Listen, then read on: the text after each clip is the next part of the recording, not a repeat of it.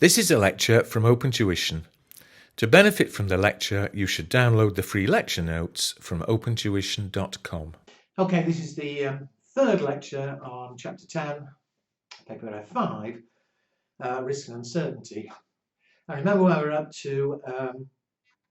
I set up the profit table, which was part A of the question, and we're working through the 4 different ways you can be asked to make a decision. We've done Maxi-Min, Maxi-Max, which I hope you found very straightforward. And in the last lecture, I hope I managed to explain the logic behind Minimax regret with that tiny little example I invented. Well, now let's apply the Minimax regret rules to our full example. So there again is the profit table that we produced earlier. For Minimax regret, which one was it? 4. For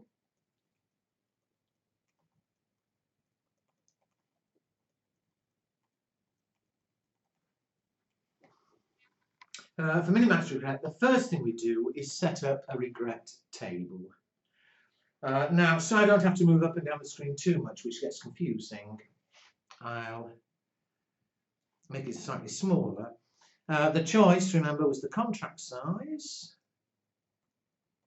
It was 300, 500, 700 or 800. And actually I've realised because of, I think we can do it. The uncertainty was the normal demand. 400, 500, 700 and 900. And let me do what I did before, but do watch carefully and make sure you get it. I mean, all right, I'll start and perhaps you pause the video halfway through and see if you can finish it. But we go to each uncertain item in turn. And so the uncertain item is the normal demand. So we go to the first one, which is 400. And we say to ourselves, forget all the others, if the demand is 400, which would have been the best contract to choose? Well, if demand is 400, depending on contract size, we either get 2, 9, 3, 5, 4, 1, 4, 4. Surely the best of those would have been to go for 800 and get 4,400. So if we had gone for 800, we'd have no regret. Forget all these others, 5, 7, 900, it's 400 normal demand we're looking at. And so if contract size had been 800, no regret, we'd have made the best decision. But what happens if we'd actually gone for a contract size of 700? We'd have only had 4,100. We know we could have had 4,400. So we've lost an opportunity cost or regret of 300. And see where it came from. It was, we knew we could have had 4,400 if we'd made the best choice. Our choice only gave us 4,100. That's why we've lost that 300. What happens if we'd signed a contract for 500? So I'm just trying to avoid this getting too messy. If we'd signed a contract for 500, we'd have had got 3,500 profit. But we know we could have had 4,400 if we'd made a better choice. So by choosing 500, we've lost the difference. And the difference, 4,400 minus 3,500, is what? 900. There's the loss, the regret, the opportunity cost. And finally, for this one, what happens if we'd signed a contract for 300? We'd have only had 2,900. But we know we could have had 4,400 if we'd chosen differently. And so the regret and the loss is the difference. 4,400 minus 2,900. 1,500. I'll write it a bit nicer. Now I'll do all of them. But once you think you've got it, it would be a good idea to pause and see if you can finish it off yourself and get it right. Anyway, we're done with 400 rather. So turn to the next level of uncertainty, which is 500. Forget the others now, just 500. And let's do the same sort of thing. What would if we'd known it was going to be 500, what would be the best choice? Well, the highest is 4,600, which comes from a contract size 700. So if we'd chosen 700, we've no regret. We've got the maximum profit we could have done. But what if we'd chosen one of the others instead? If we'd chosen 300, we'd have only had 3,4. We could have had 4,6. So 4,6 minus 3,4. The difference, it's lost us 1,200. What happens if we'd gone for 500? We'd have had 4,000. But we know we could have had 4,6. And so choosing 500 has lost us the difference of 600.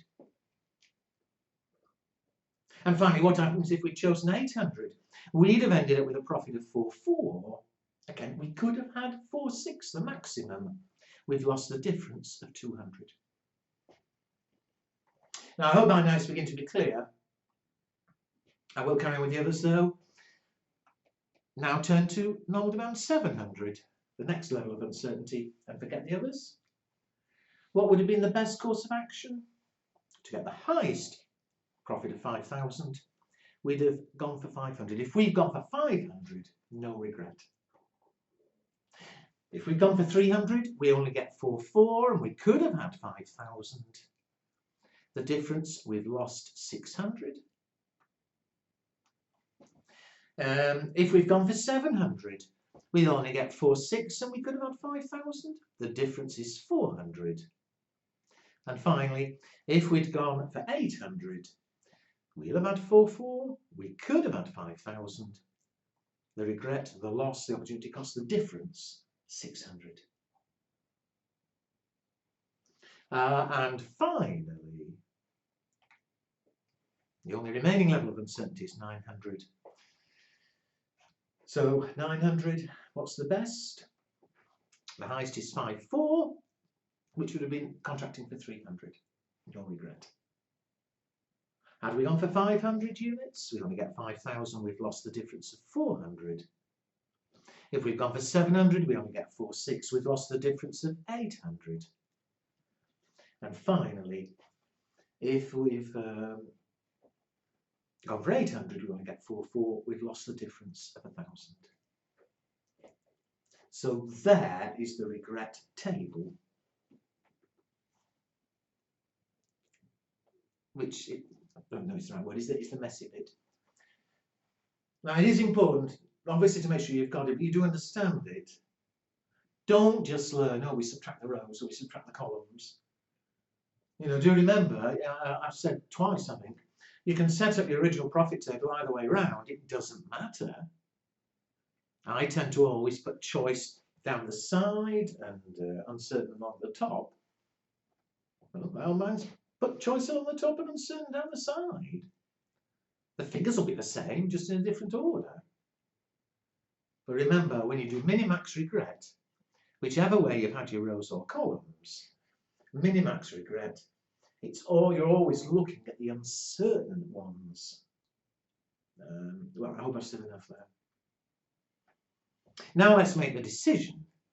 And the decision for each course of action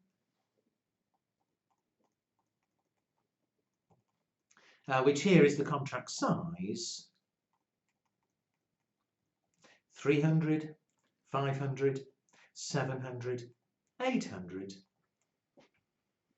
We choose the worst outcome.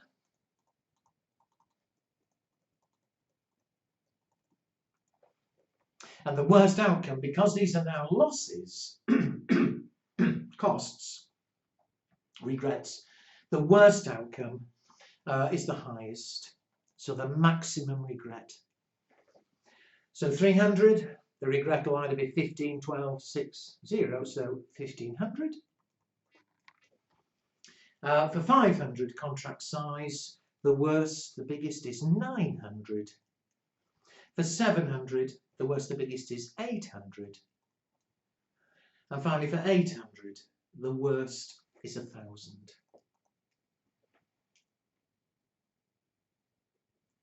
And now we choose whichever of those worst outcomes is the best. And again, because they're regrets or losses, the best is the smallest. That's really embarrassing. The best or the minimum of the maximum. Minimax, the minimum of the maximum regrets. And so that's what we'll go for, and therefore we'll sign a contract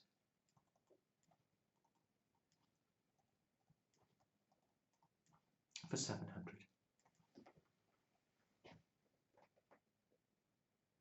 So I can't do any more than explain. I hope I've explained it clearly enough.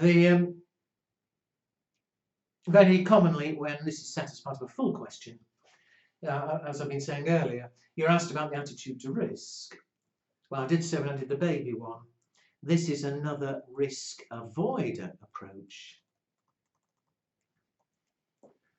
So risk avoider, Maximin is risk avoider, Minimax regret is also risk avoider, even though, not always, but certainly here, we've come to a different decision because we are looking at it in a different way. I think Maximin, we went for a contract of 800, here it's a contract of 700. But there we are. Now you wouldn't be asked which is best. I've said why Minimax regret value is worth looking at. But I said when I started all of this, there is no best way of making a decision. There's a logic to all of them. In the exam, you do what you're told, obviously. You don't argue with the examiner. If they ask for Maximin, you do Maximin. You don't tell them you think something else is better. Anyway, there is one method left in part B, which I deliberately left to the end, not because it's hard, it certainly isn't, because I want to say some things about it, and that's expected values. So I'm clearing the space so that to try and avoid keep shooting up and down the screen and making you dizzy. Whoops.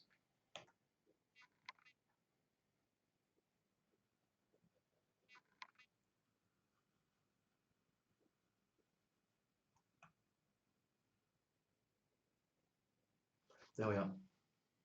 So back to where we were. There, yes, there is our profit table, which I spent enough time on earlier. And this time, I'm going to do it method number 1, expected values.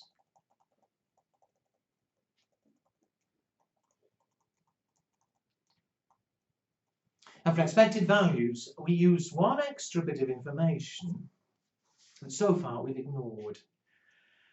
And that is that although it's obviously the same choices of contract size and they're the same different outcomes, levels of normal demand, in fact we were told, or we are told in the question, the probability of those different levels of demand. If you look back at the question itself, normal demand might be 400, the probability is 0.2.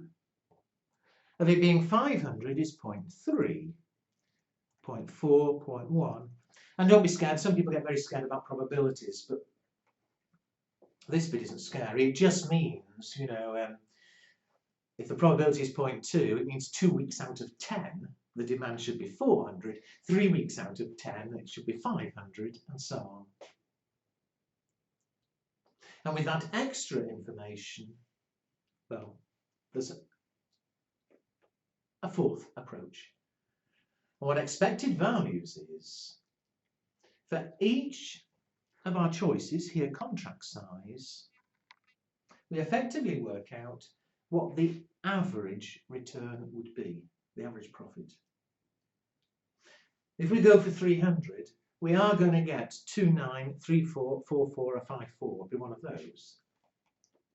But in a sense, 2 weeks out of 10, Demand will be 400 and we'll get 2.9. 3 weeks out of 10, we'll get 3.4. 4 weeks out of 10, we'll get 4.4. 1 week out of 10, we get 5.4. Well, we work out an average. And the simplest way of working out the average, I'm going to do it for contract of 300. There are 4 possible outcomes: 2,900, 3,400, 4,400 and 5.4. To get the average, we multiply by the probabilities and then add up. See what I mean? The probability of 2.9 was the probability of 400 demand. It's 0.2. As we go down, it was 0.3, 0.4, 0.1. Again, to get the average, multiply by the probability and add up. So 2,900 times 0.2 is 580. 3,400 times 0.3, 1,020. 4,400 times 0.4 is 1,760. 5,400 times 0.1 is 540. And so the total, 580, 1,020, 1,760, 540. The total is 3,900. And that 3,900, the average outcome, or we call it the expected value.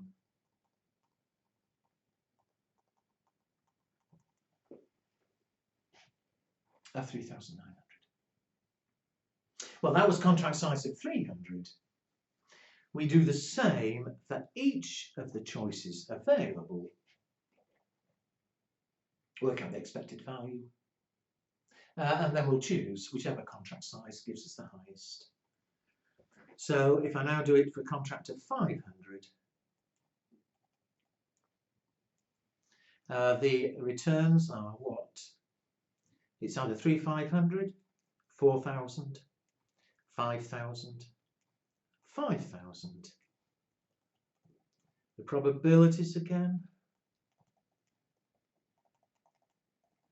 And so if I multiply and add,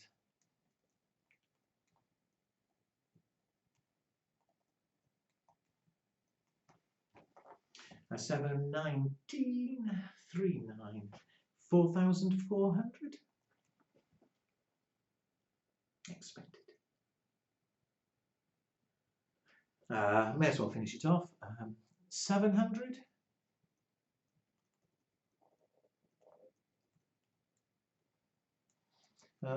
What are the outcomes? 4146.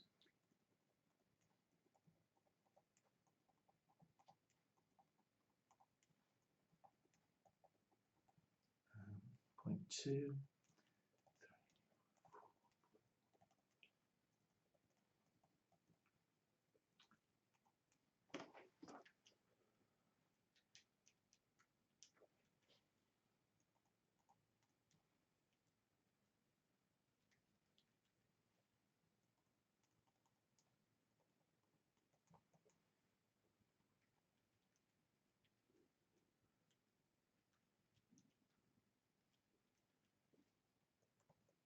4,500. Incidentally, I'm sure many of you will have realised that here actually I could have saved a bit of time. Instead of multiplying them all like that, multiplying 4,600 3 times, I could have just taken 4.1 times 0.2 and 4.6 times 0.8. You'd have got exactly the same answer. And that's what I'd have done. Why waste time? But I'm more concerned that everybody is happy how we're arriving at it. Finally, of course, a contract of, what was the last one, 800? Well, here, for heaven's sake, don't start multiplying by probabilities. It's 4,400 whatever happens. And so, although, if you want to multiply each of them by 0.2, 0.3, 0.4, 0.1, surely it's going to come to 4,400. If you don't believe me, check. But it does seem a bit of a waste of time multiplying for that one. Having got the expected values, or what you might call the average, whichever's the highest is the best. The highest is 4,500. And therefore, we'll sign a contract for, which was it, 700? 700. And so there you've got the four ways. Maximin, Maximax, Minimax regret, expected values. And for the last time, there is no best way. You do what you're told. Now, before I look at part C, which is something slightly different, the space, the bottom of the page, what we say, the limitations of expected values. Because a lot of people think, oh, all right, we can learn the rules for the others, but surely expected values is the most sensible. If the average profit a month is 4,500, and that's the highest, then that must be the best. Well, there are two big limitations of expected values. One should be pretty obvious. It's the estimates, the accuracy of the probability estimates. You see, in real life, there could be a lot more alternatives and so on.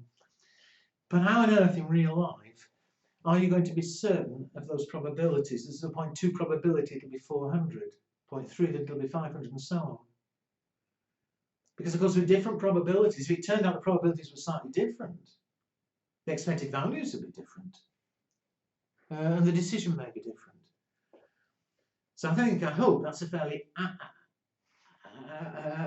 can't get the word out, a fairly obvious limitation. It's okay for exams, but in real life, where do the figures come from? The other limitation might be a bit less obvious, but think about it. Assume those probabilities, so we manage to get accurate probabilities, they are right. Then okay, since this is demand per month, if it was 400 for 2 out of every 10 months, if it was 500 for 3 out of every 10 months, if each month the demand could be any one of those four with those probabilities, so some months you had high demand, some months you had low demand, then fine. The decision we made would be correct because it really, going for 700, the average really would be 4,500 a month. So it's only valid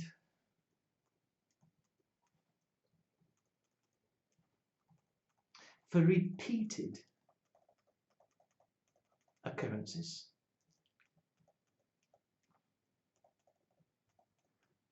What I mean is, what if I told you this? What if I told you the demand would be one of those four, but it would stay at it? So, we sign our contract, then we find out the normal demand. Maybe it's 400. If it's 400, it'll always be 400. Or if it's 500, it'll always be 500. What if I told you it wasn't going to change month by month? Well, then we have a problem, do we not? We are choosing 700 on expected values.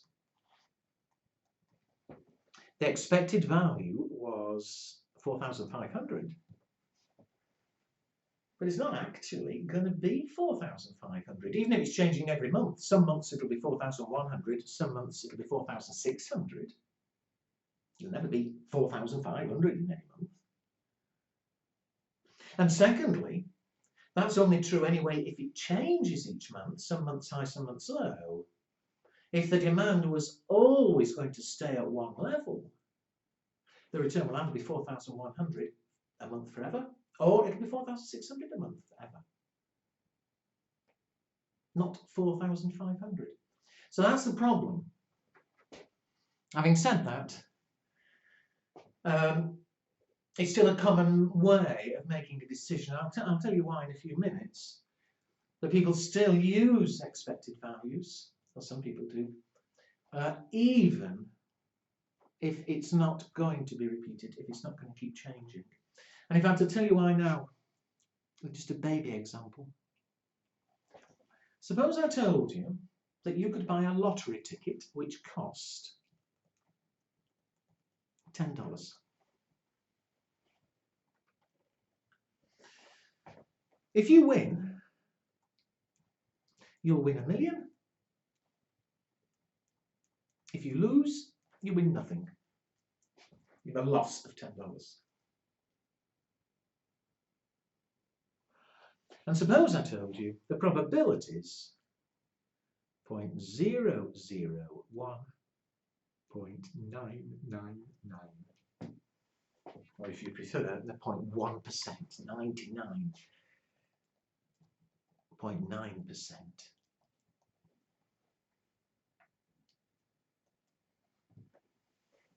Now, would you buy that ticket or not?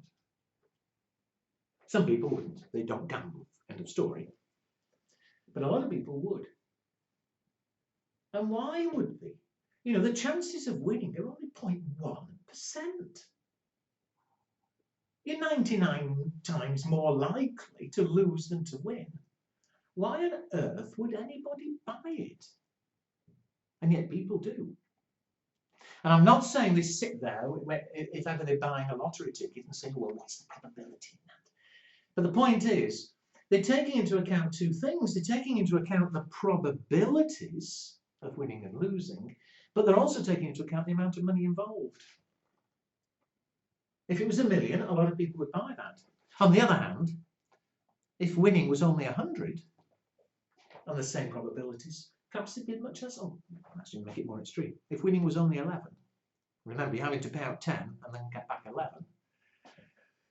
Well, even though winning gave you a profit, it's so unlikely.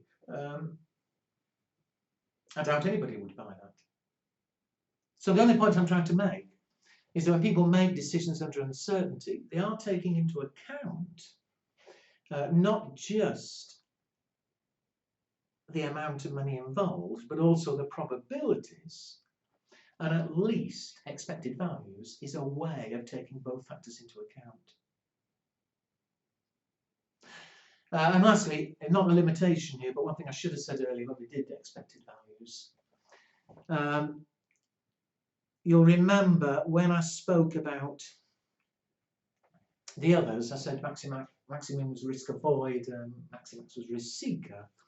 Well, as far as expected values are concerned, because you're basing it on the average, for 700 the average was 4.5, and ignoring the fact that it might actually be higher or lower, we say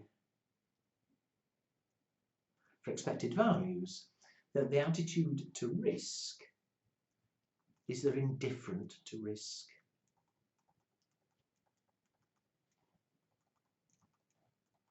Or the other word which could be used, they're risk neutral.